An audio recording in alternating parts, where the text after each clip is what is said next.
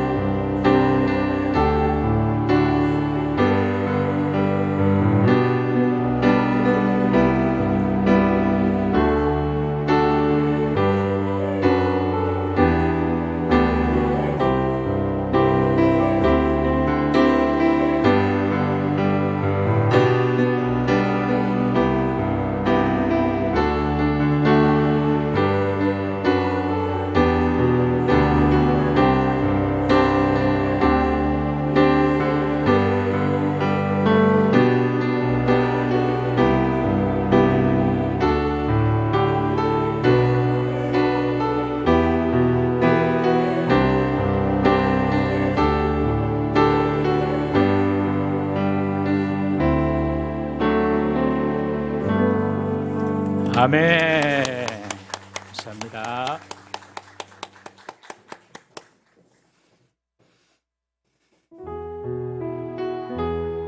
좋으신 하나님, 좋으신 하나님. 그래도 우리 하나님 아버지는 좋으신 분이십니다. 이 믿음을 가지고 찬양하십시다. 좋으신 하나님, 좋으신 하나님, 좋으신 하나님, 참 좋으신 나의 하나님. 우리의 기도에 응답해 주시는 우리의 기도를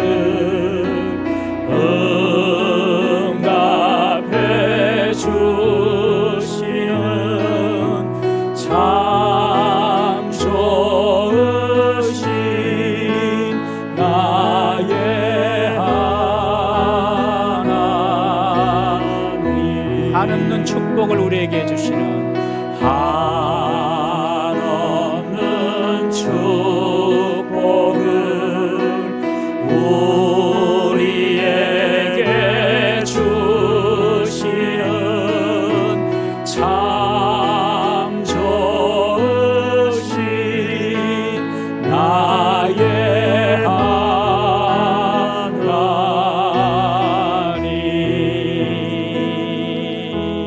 할렐루야. 앞자로 인사하십시다. 하나님은 반드시 당신에게 좋은 것을 주시는 분이십니다. 시작. 반드시 하나님은 당신에게 좋은 것을 주시는 분이십니다. 할렐루야. 이 믿음을 절대 잊지 마십시오. 어떤 상황 가운데서도, 어떤 환경 가운데서도 하나님 나에게 반드시 좋은 것을 주시는 분이시다. 이 말이 이루어지는 것을 여러분들이 볼 겁니다. 여러분, 그런 믿음으로 살아야 돼요. 예수 믿는 사람들은. 우리 눈에 보이는 거, 손에 잡히는 거, 그거 갖고 사는 사람이 아닙니다. 어떠한 상황 가운데서도 하나님 나에게 좋은 것을 주시는 분이시다. 좋으신 하나님이시다. 이 믿음으로 우리가 또 예배하고 하나님을 섬겨야 될 줄로 믿습니다. 우리 잠언 11장 말씀 읽어봅니다. 잠언 시작. 성읍은 정직한 자의 축복으로 인하여 진흥하고 악한 자의 입으로 말미암아 무너지느니라. 그가 저주하기를 좋아하더니 그것이 자기에게 임하고 축복하기를 기뻐하지 아니하더니 복이 그를 멀리 떠났으며. 여러분, 우리가 이 말씀을 계속해서 묵상을 하는데요, 축복하면 축복이 찾아오고 저주하면 저주가 찾아옵니다. 꼭 기억하십시오. 그래서 늘 축복하고 늘 격려하는 우리 성도 되기를 바랍니다. 우리 예배분에게 다시 한번 축복하십시다. 주님께서 당신의 모든 소원을 아시고 응답하십니다. 시작. 주님께서 당신의 모든 소원을 아시고 응답하십니다. 아멘. 다시 한번 더. 당신의 육신도 더 건강해질 것입니다. 시작. 당신의 육신도 더 건강해질 것입니다. 다시 한번 해. 당신의 자녀들도 더 당신보다 축복받을 것입니다. 시작. 당신의 자녀들도 당신보다 더 축복받을 것입니다. 아멘. 자꾸 축복하는 거예요, 우리는. 그래야지 축복이 오는 것입니다. 오늘은 이제 오늘 다음 주, 그 다음 주 세 주가 5월달에 가정의 달을 맞이해서 우리가 세 주가 이제 특별히 주제가 있는 주일입니다. 오늘은 어린이 주일, 그리고 다음 주는 이제 어버이 주일, 또 스승의 주일, 그렇게 연결이 되거든요. 그래서 한 세 주 동안 가정에 대한 말씀을 창세기 쭉 보던 거 잠시 멈추고 또 가정에 대해서 말씀을 나누고자 합니다. 5월달은 다 가정의 달이라고 다 알고 있죠, 여러분. 여러분, 가정을 정말 소중히 여겨야 됩니다. 가정을 소중히 여겨야 돼요. 가정은 그냥 내가 좋아서 사람 만나가지고 내 행복만을 위해서 하나님께서 살라고 만드신 것이 아닙니다. 가정은 하나님의 나라의 그 통치가 이 가정을 통하여서 하나님께서는 출발하도록 만드셨어요. 이 가정을 통하여서 하나님은 하나님의 뜻으로 세상을 정복하고 다스리시기를 원하셨습니다.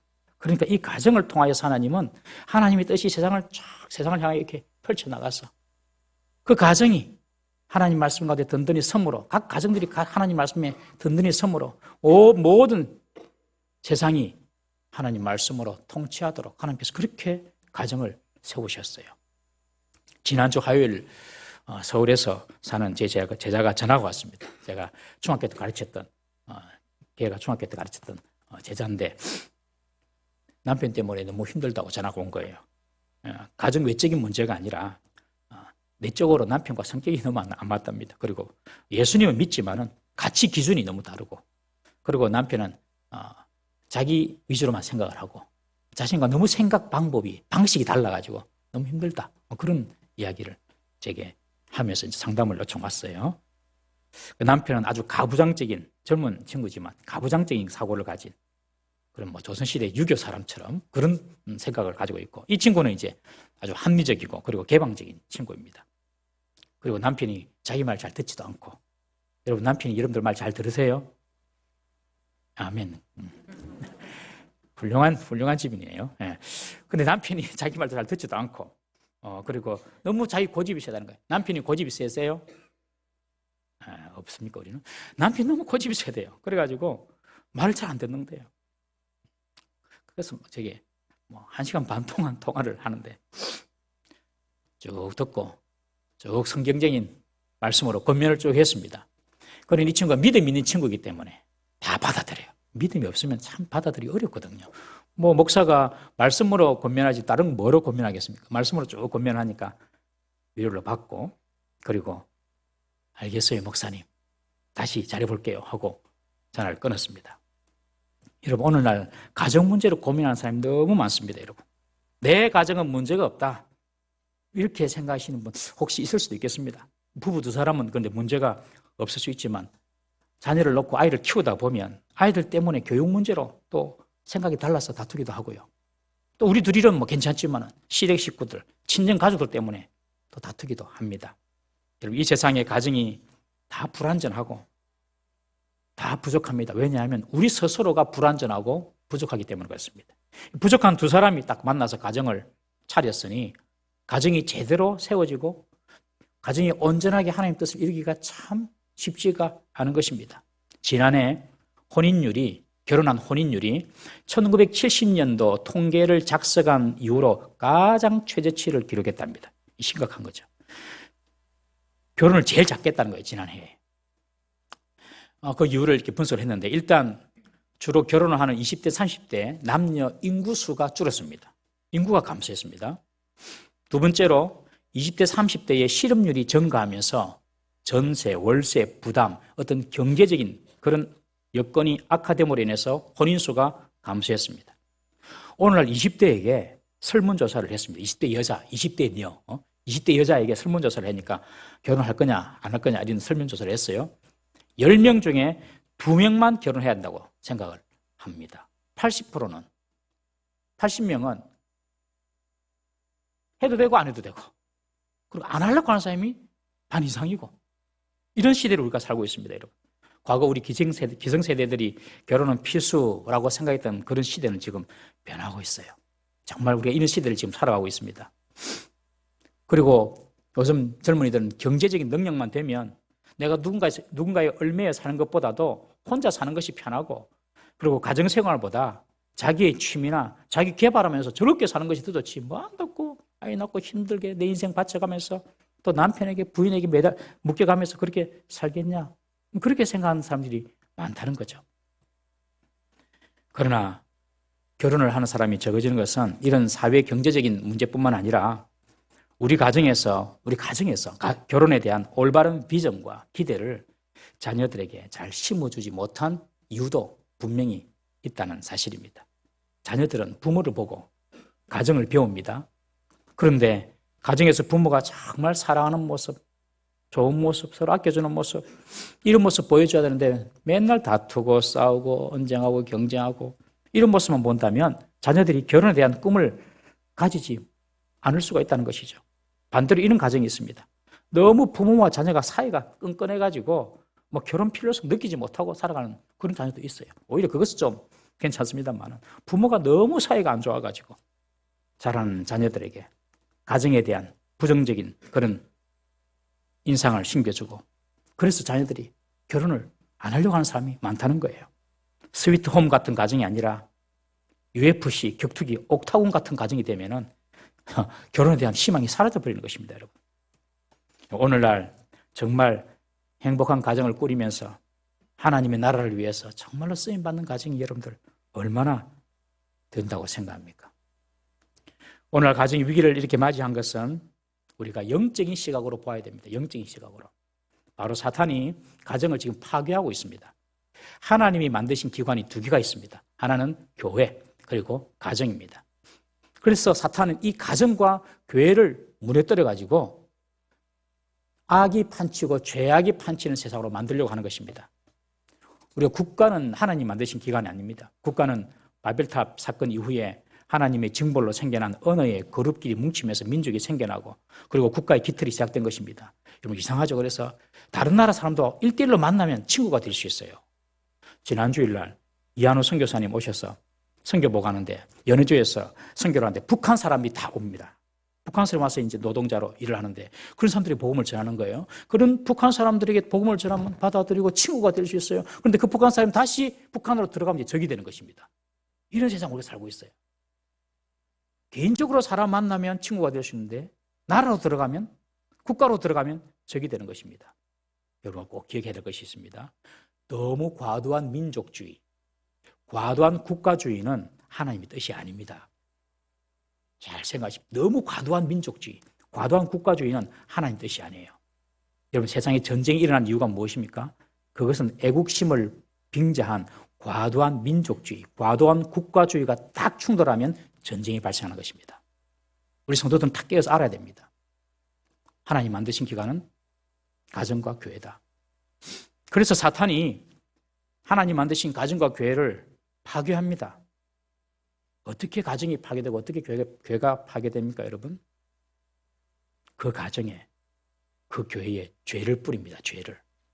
가정에 죄가 들어오고 교회에 죄가 들어오면 가정과 교회는 파괴됩니다. 여러분, 가정이 무너지는 것이 돈 문제가 아닙니다. 성격 탓도 아닙니다, 여러분. 죄가 들어오면 가정이 깨어집니다. 에덴 동산 최초의 가정이 있었죠. 아담과 하와. 완벽한 환경에서 만들어진 첫 번째 가정이었습니다. 그런데 그 에덴 동산에 하나님이 주신 말씀을 이 아담과 하와가 어김으로 인해서 왜 어겼습니까? 하나님 되려는 욕심으로, 욕심의 죄가 그들 속에 들어간 것이죠. 그 욕심의 죄 때문에 하나님 말씀에 불순종하게 되고 가정에 주신 축복을 잃어버리고 에덴에서 쫓겨나게 된 것입니다. 가정에 죄가 들어오면 가정이 파괴됩니다. 그래서 우리는 늘 깨어서 가정에 죄가 들어오지 못하도록 기도해야 됩니다. 우리 성도들이. 우리는 교회와 가정을 중요하게 생각하고 잘 지켜야 됩니다. 그런데 이 가정도 중요하고 교회도 중요합니다, 여러분. 어느 것이 더 중요합니까? 그런데 다 중요하죠. 저희들은 어릴 때에 항상 가정보다 교회가 먼저였습니다. 항상 교회가 먼저였습니다. 그래서 교회 간다고 집안일을 미루고 집 청소도 잘 안 하고 교회 간다고 교회에 봉사한다고 자식들 밥도 잘 안 차려주고 알아서 라면 끓이 먹으라 이라고 교회 봉사 열심히 하고 교회를 잘 섬기면 다 되는 것인 줄 알았습니다. 참 그 마음은 귀한 마음입니다만은 그것은 건강한 신앙이 아닙니다. 그래서 교회에 오면 사람은 열심히 하고 하나님을 잘 섬기고 교회에 오면 사람이 멀쩡해지는데 집으로만 돌아가면 가정에서는 그냥 내 마음대로 하는 것입니다. 교회는 중요한데 가정이 중요하다는 말을 못 배워서 그래, 못 배웠어. 어떤 목사님이 설교를 하는데 자기 집에 있는 사모가 이불을 가지고 강대상 위에 올려놨다 그러잖아요. 목사님은 강대상에서 먹고 자고 다 하세요. 와, 목사님은 설교할 때는 천사의 말을 하는데 집에 들어오면 마귀의 말을 한다고. 목사도 교회 오면 목사 같고 집에 가면 마귀 되고 이렇게 되는 거죠. 성도들도 교회 오면 멀쩡한데 집에만 가면 그냥 괴물이 되는 것입니다, 여러분. 가정의 중요성을 우리가 배우지를 못했어요. 교회만 가면 교회 가서만 잘하면 된다 이런 것만 배웠어요. 여러분, 잘못 배운 겁니다, 그 전부 다. 엄밀히 성경적으로 말하면 교회보다 가정이 먼저 생겼습니다, 여러분. 하나님은 가정을 먼저 만드셨어요. 아담과 하와를 통해서 에덴 동산에 남편과 아내, 부부를 만들었지 에덴 동산에 목사와 성도를 만든 것이 아닙니다. 그리고 나서 하나님은 신약에 와서 교회를 만드셨죠. 물론 구약 이스라엘 백성들이 영적으로 보면 교회라고 볼 수는 있습니다. 그렇지만 하나님은 가정을 먼저 만드셨어요. 하나님의 아이디어로 만들어진 가정입니다. 이 가정을 잘 지키고 이 가정을 잘 세우는 것이 우리 성도들의 사명 중에 사명임을 믿으십시오. 여러분, 교회 열심히 봉사 안 해도 됩니다. 제가 분명히 말합니다. 교회 열심히 봉사 안 해도 됩니다. 가정을 잘 건사하시고 잘 지키십시오. 아멘이십니까? 목사님, 그럼 누가 일합니까? 우리 교육자들이 다 할게요. 걱정하지 마세요, 그런 것들은. 가정을 잘 세우십시오. 자녀들, 아내, 남편, 가정을 잘 세우십시오. 가정의 핵심 요소가 있습니다.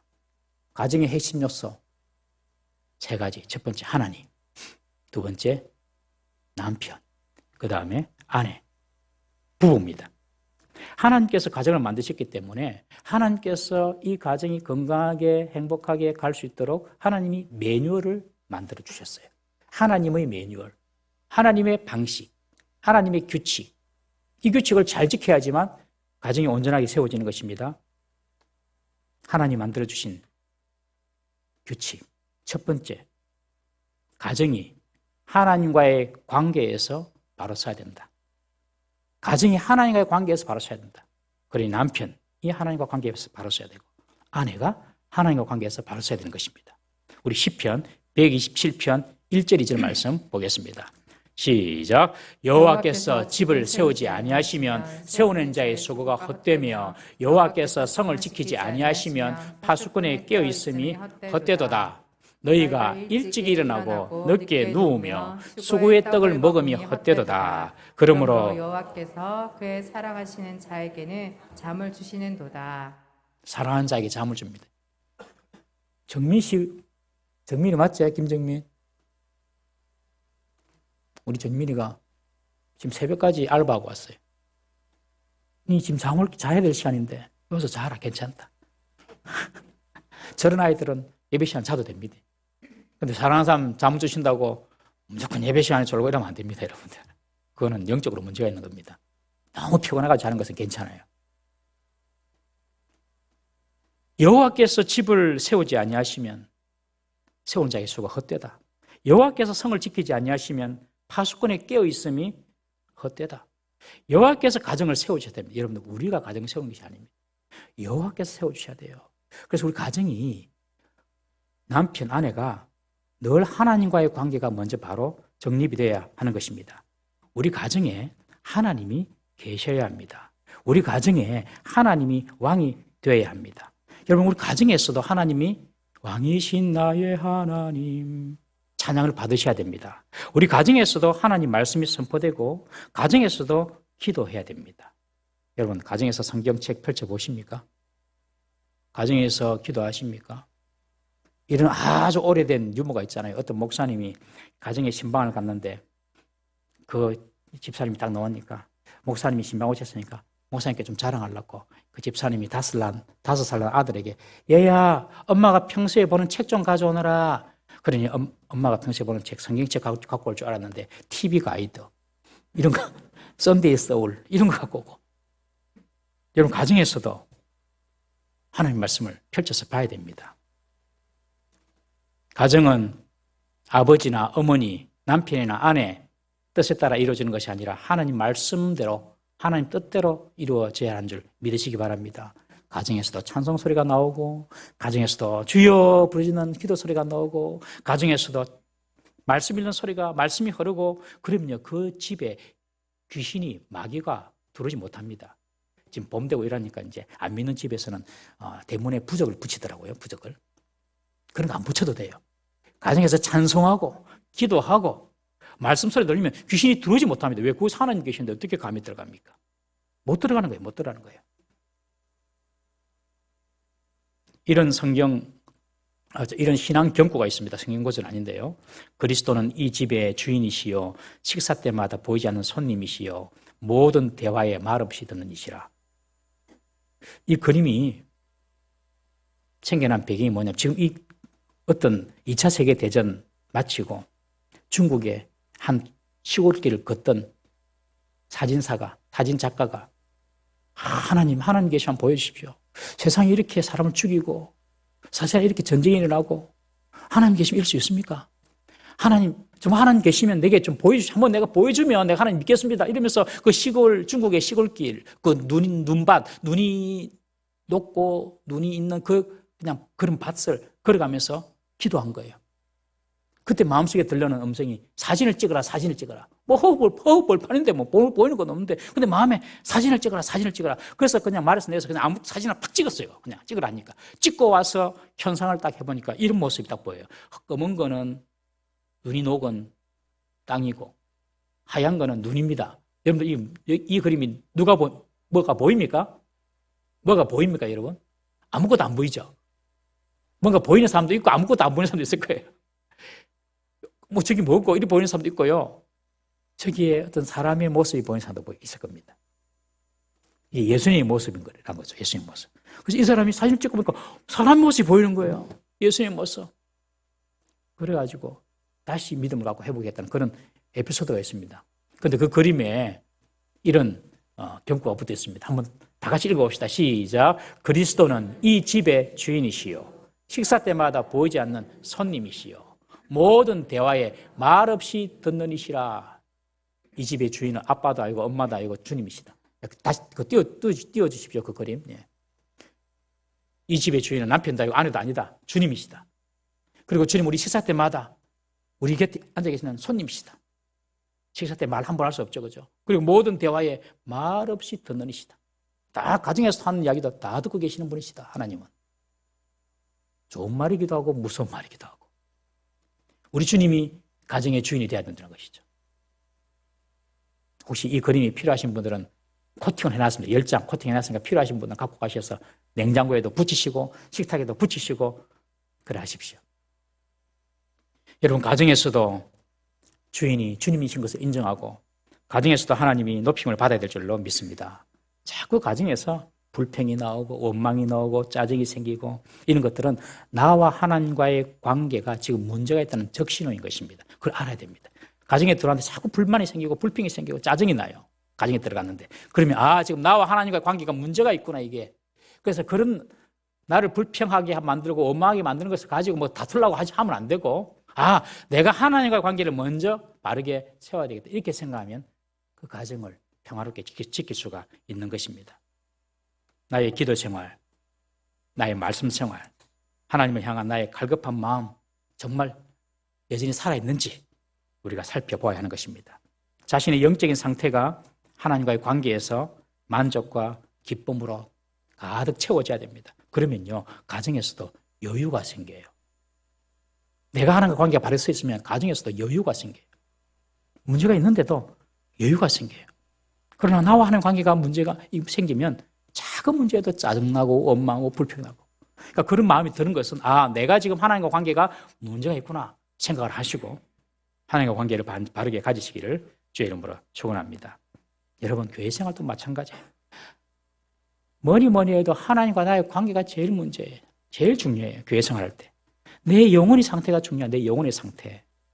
내 영혼이 하나님의 은혜로 풍성해져야 되는 것입니다. 내 영혼이 살아야지 범사도 잘 되고 육신도 건강해집니다. 여러분 예수 믿는 사람들은 영혼이 망가지고 영혼이 무너지면 다 끝납니다. 여러분 그러나 영혼이 딱 바로 서고 영혼이 살면 이런 모든 부분들에 하나님의 역사가 임하기 시작하는 것입니다. 가정도 마찬가지고 교회도 마찬가지입니다. 하나님과 나와의 관계가 바로 세워져야지만 가정도 바로 세울 수가 있는 것입니다. 잔소리 한다고 안 됩니다. 절대 안 됩니다. 남편이 아내에게, 아내가 남편에게 잔소리 절대 안 됩니다. 절대. 우리는 이미 경험으로 했잖아요. 그렇죠? 다 경험하셨잖아요. 어르신들은 다 이해하니까. 우리 젊은이들 잘 들으셔야 돼요. 내가 잔소리 해가지고 남편 고칠 거다. 잔소리 해가지고 아내 고칠 거다. 안 됩니다. 절대로. 불가능. 그 마귀가 주는 말. 나와 하나님 관계가 바로 세워지면 됩니다. 그러면 이상하게 됩니다. 이상하게. 우리 결혼을 앞둔 청년들 꼭 기억해야 됩니다. 배우자 될 사람 하나님과 1:1 관계가 확신이 맺어졌는지 살펴야 됩니다. 제가 지난주 우리 청년부에 들어가서 우리가 청년들 생각하면 쟤들이 신앙이 있겠나 비실비실하겠지 이렇게 생각하죠. 절대 안 그렇습니다. 우리 동구삼육의 청년들은. 제가 청년들한테 물었어요. 네 정말 좋아하는 여자가 있는데 그 여자가 네한테 말하기를 나 결혼하면 당신 교회 안 나가야 돼요. 당신 계속 교회 나가면 나 당신과 결혼할 수 없어요. 그러면 그 여자와 파혼할 수 있겠냐? 제가 그래 물었습니다. 뭐라는지 압니까? 목사님 파혼합니다. 그런 자 결혼 안 합니다. 민국이 어디 갔나 왔나? 딱 그렇게 이야기하는 거예요. 결혼 안 합니다. 와, 정말 대단한 말이거든요. 보세요. 돈 많고 아름답고 이쁘고 매력적이고 멋지고 원빈이 딱 와가지고 하연아 원빈이 딱 와가지고 화영씨 어디 갔노? 맞지? 네. 화영씨 마스크 끼가 잘 몰라. 화영씨 저랑 결혼해 주실래요? 그러나 교회는 그만 나가세요. 화영 어쩔래? 예 좋아요. 예 좋아요. 예 좋아요. 그럴 거예요. 얼마나 여유가 있는지. 원빈을 그래도요. 잘 들으세요. 그래가지고 원빈하고 결혼한 순간 이제는 행복은 버리세요. 행복은 버리고 예수 안 믿는 사람과 결혼해도 돼요. 그러나 행복할 것은 포기하세요. 선교사의 사명으로 감당하세요. 뭐 선교사님들도 뭐 10년씩 20년씩 선교 가는데 뭐 그죠? 뭐 그지? 선교의 사명으로 너무 저 사람을 사랑하니까 선교의 사명으로. 그렇지 않으면 정말 우리가 결혼 잘해야 됩니다. 결혼하는 것부터 정말 상대가 믿음으로 서 있는지 1대1로 하나님과 관계가 서 있는지 살펴야 되는 것이죠. 두 번째로 가정의 핵심 요소는 부부입니다. 부부 간의 관계가 바로 세워져야 됩니다. 여러분, 어떤 사람은 가정의 핵심 요소를 자식으로 두는 사람이 있어요. 자식 교육, 자식 잘 되는 거. 절대 아닙니다. 꼭 기억하십시오. 가정의 핵심 요소는 하나님, 그 다음에 남편, 아내, 부부입니다. 부부. 자식 중심으로만 되니까 자식이 좋을 대로만 하고 자식을 위해서만 삽니다.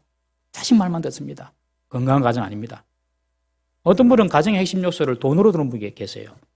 우리의 삶에 물질은 정말 필요하고 중요합니다만은 아무리 물질이 풍부하더라도 맨날 미워하고 시기하고 다투고 싸우면 그것은 지옥입니다, 여러분.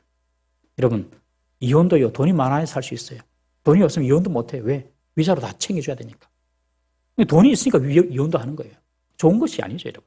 잠언 17장 1절 말씀 한번 읽어보겠습니다. 잠언 17장 1절 시작. 마른 떡 한 조각만 있고도 화목하는 것이 제육이 집에 가득하고 다투는 것보다 나으니라. 믿습니까? 예, 그렇습니다. 화목하고 사랑하는 것이 마른 떡 먹으면서도 사는 것이 그것이 행복이라는 거예요. 가정의 위기가 왜 옵니까, 여러분? 하나님의 원리대로 가정을 꾸리지 않기 때문에 그렇습니다. 그 틈을 사탄이 타고 들어오는 것입니다. 가정에서 부부는 가정의 기상을 좌우합니다. 아내는 가정의 해입니다. 해. 그래서 아내입니다. 아내. 안에 있는 해. 아내. 웃기는 말이 아니고 원래 고의 아내는 한국말입니다. 순수 한국말. 안, 해가 합쳐가지고 내가 됐습니다. 우리나라 말에 안, 해가 붙여가지고 내가 됐습니다. 가정에 해예요, 아내가. 근데 해가 항상 먹구름이 쳐 있어요. 그 가정의 기상이 어떻게 됐습니까? 뭐 뻔하죠. 맨날 우중충 비 오죠. 해가 반짝반짝 빛나야 되는 거예요. 우리 아내들이요, 좀 반짝반짝 빛나기를 바랍니다. 반짝반짝 빛나야 돼요. 여러분, 가정에서 부부가 가정의 기상을 좌우한다니까요. 부부 관계가 좋으면 그 가정은 봄날 같습니다. 항상 따뜻한 봄날 같아. 부부 관계가 좋지 않으면 항상 찬바람 부는 시베리아 벌판이 되는 것입니다, 여러분. 저는 여러분들 가정이 봄날이 되기를 주의 이름으로 축복합니다. 봄날 되기 바랍니다. 그런데 이런 부부 관계를 만들려면 중요한 원리가 있습니다. 그 원리가 뭐냐? 상호 존중입니다. 한번 따라합시다. 상호 존중. 21절에 보시면 그리스도를 경외함으로 피차 복종하라 그랬습니다. 그러면서 지금 바울이 부부 관계에 대해 설명합니다. 바울은 지금 큰 문맥은 교회를 설명합니다. 교회가 어떤지를 쭉 설명하면서 그 사이에 에베소 교회 부부 관계에 대해서 설교하고 있습니다. 이것은 교회는 부부 관계가 회복이 될 때에 교회도 회복되고 부부 관계가 건강해질 때에 교회도 건강해진다는 것을 지금 보여주는 것입니다. 교회에 대해서 이야기하면서 지금 부부에 대해서 이야기하고 있거든요. 여러분, 가정이 건강해야지 교회가 부흥합니다. 꼭 기억하십시오. 교회가 막 부흥하려면 내가 막 열심히 전도하고 내가 열심히 뭘 봉사하고 아닙니다. 절대 아닙니다. 그거. 교회가 부흥하려면 가정이 건강하게 행복하게 부흥하면 교회는 저절로 다 부흥하게 되어 있습니다. 이 원리를 꼭 믿으시기를 바랍니다. 그러면서 그런 가정을 위하여 사도 바울은 부부관계에 대해서 설명합니다. 부부관계에 대해서 설명하는데 부부관계의 전제에 대해서 먼저 설명합니다. 그 전제가 뭐냐면 서로 피차 복종하는 것입니다. 부부는 서로에게 귀속된 부하나 하인이 아닙니다. 남존 여비 사상에 물들어 있는 전통주의 유교 가장중심주의 그런 사람들에게 이 이야기는 파격적인 이야기죠. 그뿐만 아니라 그 바울이 편지 썼던 그 당시에도 아주 파격적인 이야기입니다. 여자는 수혜도 안 쳤던 시대. 그 시대에 지금 바울이 뭐라고 말하면 너희들은 피차, 부부는 피차 복종해라. 피차 복종해라. 어떻게 복종합니까? 그리스도를 경외함으로. 즉 그리스도로 인하여 너희들이 피차 복종해라. 이 말은 무슨 말이냐? 남편이 그냥 남편이 아니고 아내가 그냥 아내가 아니라 이 남편과 아내는 예수 그리스도께서 내 아내 남편을 위하여 죽으셔서 구원하신 하나님의 자녀고 하나님의 백성으로 서로 피차 복종하라는 뜻입니다. 그리스도를 경외함으로 피차 복종하라. 그리스도 때문에 그리스도께서 저 사람을 위해서 죽으시고 부활하셨구나. 예수님께서 저 남편 때문에 죽으시고 부활하셨구나. 그렇게 서로를 그리스도로 말미암아 그리스도 인하여서 존귀한 자로 봐주라는 것입니다, 여러분. 예수님께서 피 흘려 사신 존귀한 자다. 그러므로 그리스도만큼 존경해주고 그리스도에게 하듯이 복종해라. 그런 뜻입니다. 여러분, 남편을 볼 때 내 남편이다, 아내를 볼 때 내 아내다 이렇게 보기 이전에 예수 그리스도께서 피 흘려 사신 존귀한 자구나. 그렇게 봐주시기를 바랍니다. 그래서 피차 복종하며 살라라고 이미 딱 전제를 합니다. 그러니 그리스도를 모르는 사람이 상대를 그리스도가 그 사람을 위하여 죽으시고 그 사람을 위하여서 피 흘려주셨다는 그런 존귀한 가치가 있는 대상으로 보기가 참 어렵죠. 그리스도를 모르는 사람들은. 이런 전제 아래에서 여러분 바울은 서로에게 복종하는 방법을 설명합니다. 먼저 아내에게 말합니다. 항상 그 당시 문화가 아내에게 먼저 말을 하는 문화니까 아내에게 말을 합니다. 아내는 남편을 주님께 하듯이 복종하라. 참 쉽지 않은 말이죠. 주님께 하듯이 복종하라. 그런데 사실 이 말은 그렇게 필요한 말은 아닙니다. 왜냐하면 그 당시 다 아내들이 남편에게 복종했으니까. 그 당시 다 아내들은 남편에게 다 복종했다니까요. 그런데 지금 바울이 다시 아내에게 남편에게 복종하랍니다. 그런데 그 앞에 보면 주님께 하듯이 복종하라. 그냥 남편이 말한다고 그냥 하는 말고 네가 주님께 하듯이 마음으로 정말 마음을 들여서 복종하라. 베드로전서 3장 5절 6절 말씀 한번 읽어보겠습니다. 시작. 전에 하나님께 소망을 두었던 거룩한 부녀들도 이와 같이 자기 남편에게 순종함으로 자기를 단장하였나니 사라가 아브라함을 주라 칭하여 순종한 것 같이 너희는 선을 행하고 아무 두려운 일에도 놀라지 아니하면 그의 딸이 된 것이니라. 사라가 아브라함을 향하여서 주여 주님이라고 한 것처럼 남편을 향하여서 그냥 복종하다고 말 듣고 안 듣고 이런 차원이 아니라 주님께 하듯이 복종하라. 주여라고 부르는 마음으로 그렇게 복종하라. 그렇게 지금 바울이 권면하고 있는 것입니다. 여러분, 남편에게 주여라고 부를 수 있습니까? 정말 예수님을 부르듯이 오늘 집에 가서 한번 해보실랍니까? 그럼 남편이 떠났나 이렇게 할 수도 있습니다. 그죠? 그래도 한번 주여 한번 해보십시오. 주여 남편에게. 남편 있는 분들은. 구약 창세기에 보면 하나님이 아담에게 하와를 만들어 주시는데 하와의 별명을 붙입니다. 돕는 배필. 히브리어로 에젤이에요. 에젤.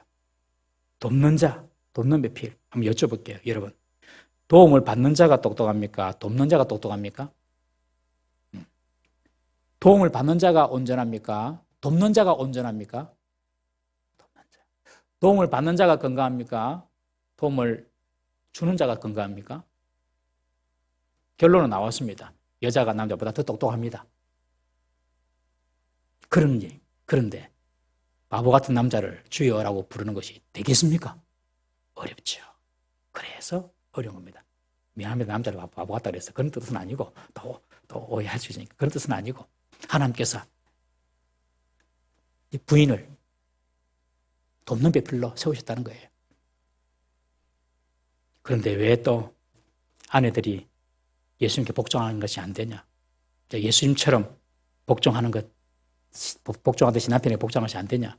아내들이 예수님께 복종하는 것 자체를 모르기 때문에 그렇습니다.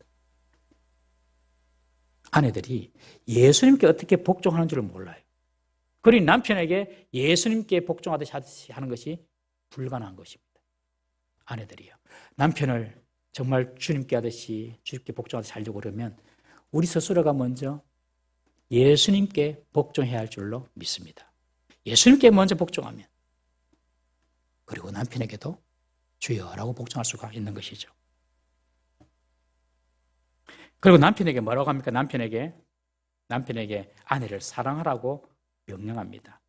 사랑으로 피차 복종할 것을 명령하시는 것입니다.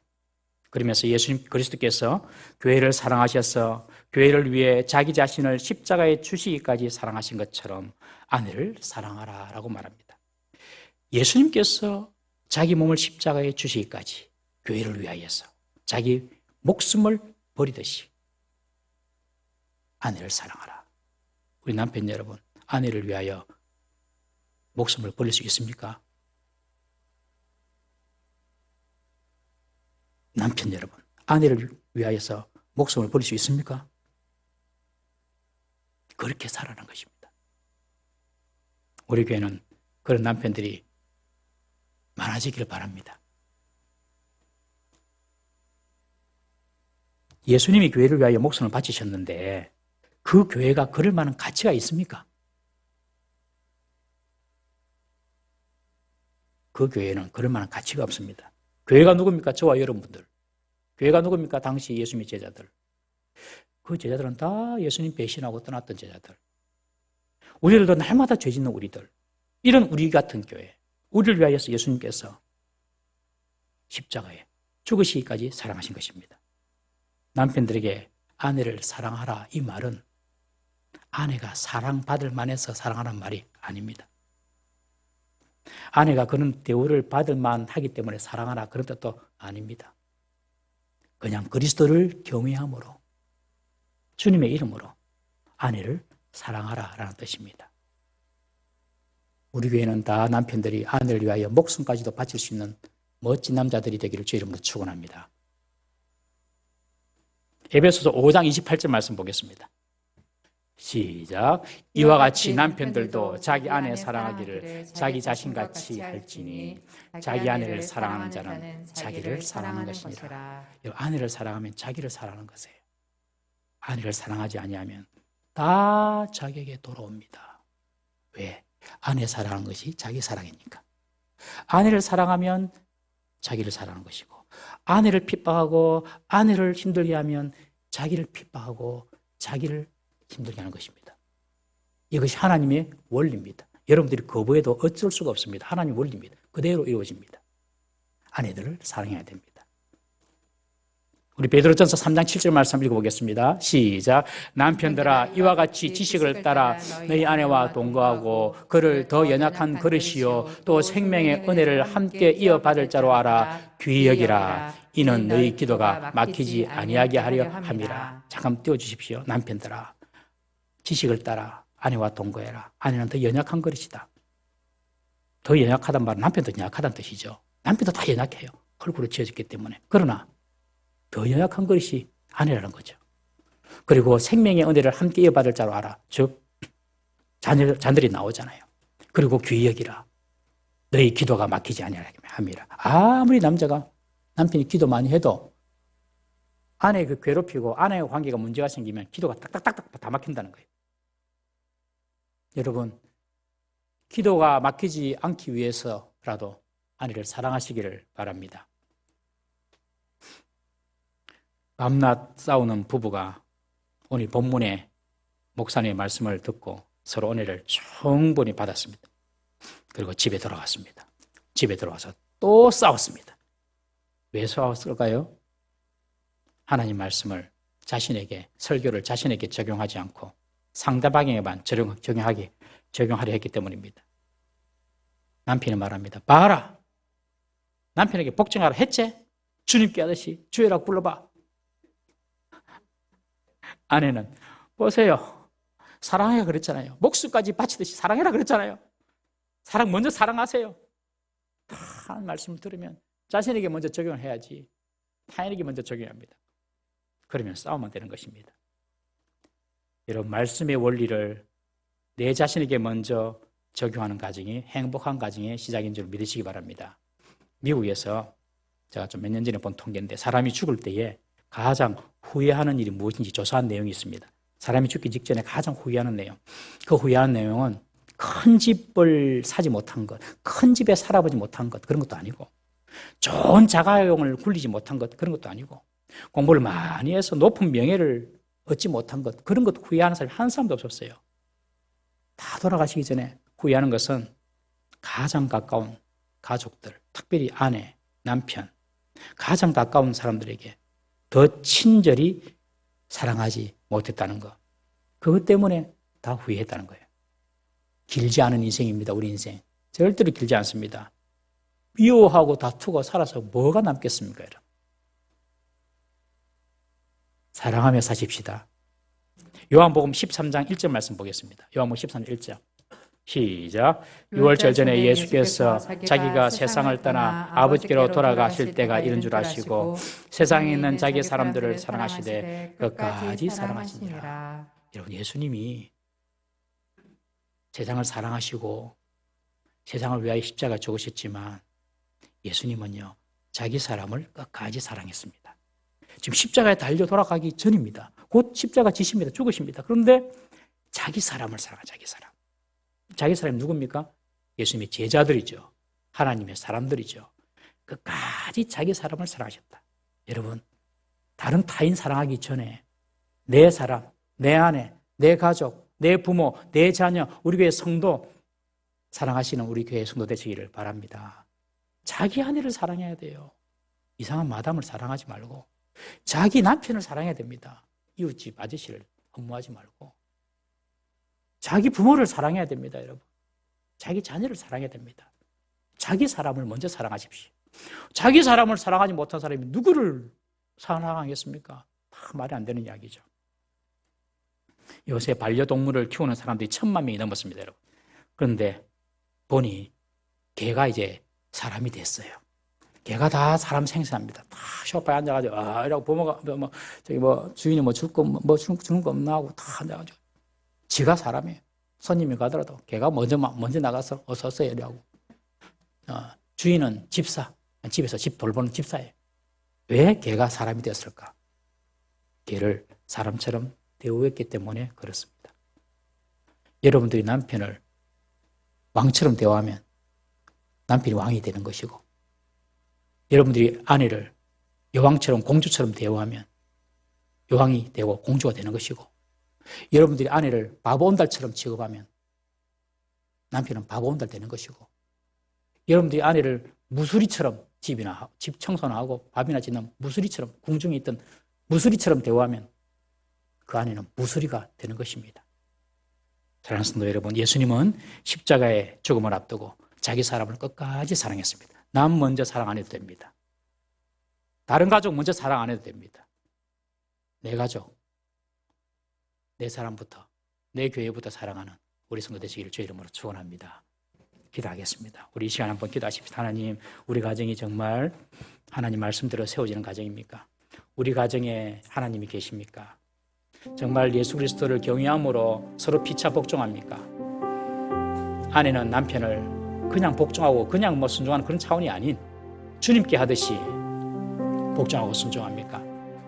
우리 남편들은 아내를 보고 예수님이 교회를 위하여 목숨을 버리셨듯이 그 별로 사랑하고 싶지도 않은 죄투성인 그 교회를 위하여 목숨을 버리셨듯이 나는 매력 없는 내 아내, 별로 볼품없는 아내지만 예수님께서 그렇게 사랑하셨듯이 사랑합니까?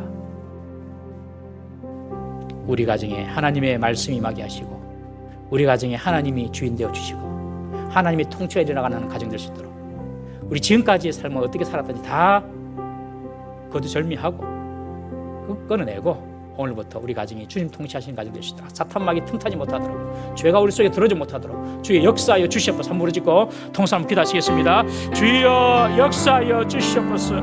자비로우신 하나님 아버지,